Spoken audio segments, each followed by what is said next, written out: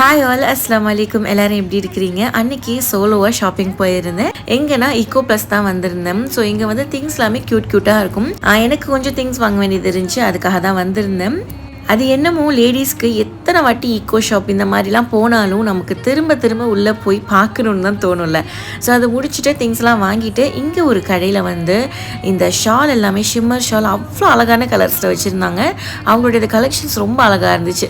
So அதே கொஞ்சம் நேரம் பார்த்துட்டு கொஞ்சம் க்ரோசரி திங்ஸ் வாங்கணும் அப்படிங்கிறதுனால என்எஸ்கே போகிற வேலை இருந்துச்சு.